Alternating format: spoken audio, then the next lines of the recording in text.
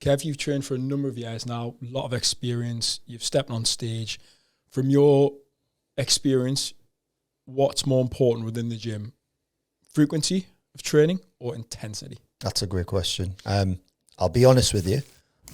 If you're going to look at it from results, or you're going to look at it from longevity and sustainability over a long period of time, I mean, I would prefer to look at it like that, especially with where we're at as dads and things like that. And we want to do this, and we're getting to a stage now where injuries can happen a little bit more. We're not, you know, the recovery that we can get and sleep and things like that. It's definitely not as good as what it was when we were 20s. Yeah, we're 30s. We're just about to hit the 40s soon. 3 years ago. Yeah. So I mean, for me, you know, back in the day, intensity was a fantastic proponent for me. And the thing is as well, let's clarify what the two things are. Firstly, okay, frequency is the amount of times we're going to be training a specific muscle in the gym, and intensity is the intensity you're going to put into that muscle.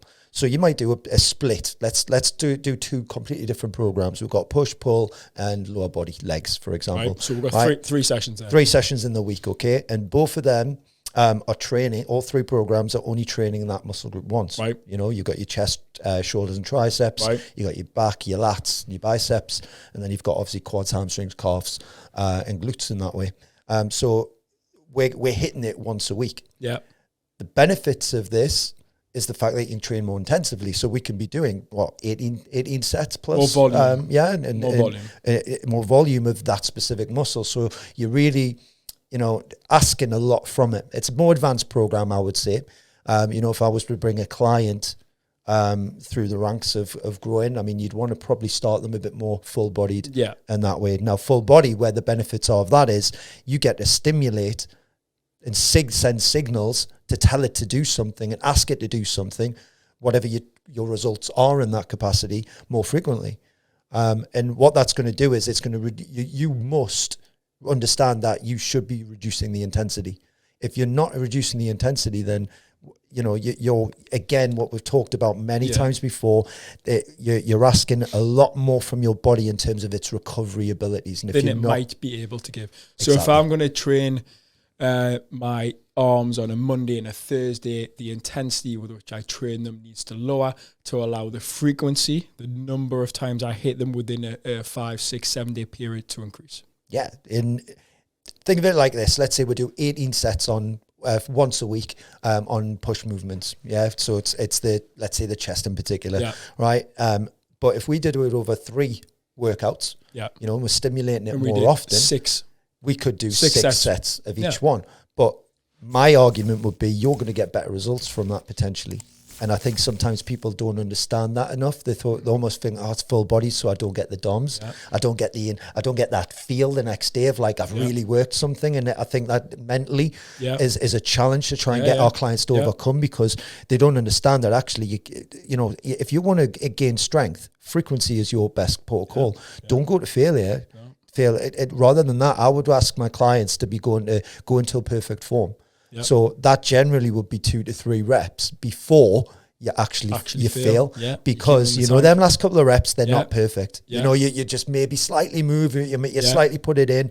And that means that you can do it the next day or the day after. Also, I think for clients to understand, and anyone else listening and watching us right now, is if I'm going for 8 reps, right? Yeah. But maybe I push it and I actually just squeeze. I could only do 1 more rep, and I've completely hit my max. The effect that has on the nervous system is a lot bigger. It takes longer to recover in your central nervous system than it does the actual muscle. And that's what people don't understand, I think, sometimes, when you know, you see the client come into training and they're training really hard, and then they come in and they're like, oh, I've just got nothing today, Kev. I've got nothing. It's like, well, yeah, because you're almost overreaching for what this program and the recovery you're able to give, what this program's designed for, and what you're able to give in the other elements right now. I wish people would understand that, because what you've just said is, you know, you've just dipped in that curve of like negative response of what you get from training first before it starts to get into an actual, before it becomes a positive on the body. The longer you let it stay in that negative, because you're pushing it too much. Too hard, yeah. You're limiting the ability for your body to get results. You're going the other way for what you want. You're getting further away from your goal. Yeah. It's I think that's a big part of people don't understand that what you do now within the gym, your body doesn't actually adapt to till next week maybe, or when you change the system, or you put that adequate recovery in place. And going on to just what you've said there, which one's better? I like both, and that's why over the long period, I might have a period where I do 6 weeks of push, pull, and legs. Yeah. But an then a 6 week period of maybe push and pull on one day, legs and shoulders one day, and then just moving around arms, the body in a different way. Exactly, stimulating the body in a different way. Exactly, and just bringing in that different ability to manage frequency and intensity in both ways, because both of them have the place.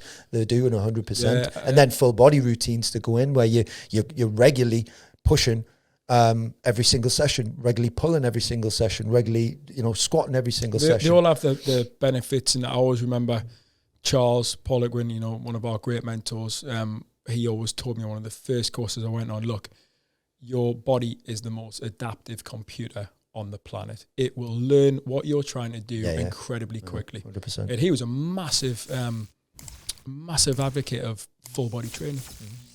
But like you said, when his athletes were at the right time, he would take them into splits. Yeah. As I say, it is a more advanced thing, but even advanced people need a freshness sometimes. Totally. And a different stimulation. Yeah, so totally. Get it, change it up. Enjoy your workouts more than anything, because that's a more sustainable and long-term way that you're going to get the results, and obviously at least maintenance. If you like these videos, then you're going to love the fact that we add more of these daily to our YouTube channel, just like that, answering the questions that you guys need to get maximum results in minimum time for busy people. Hit the like, subscribe, and the bell for all the notifications on when they're getting released.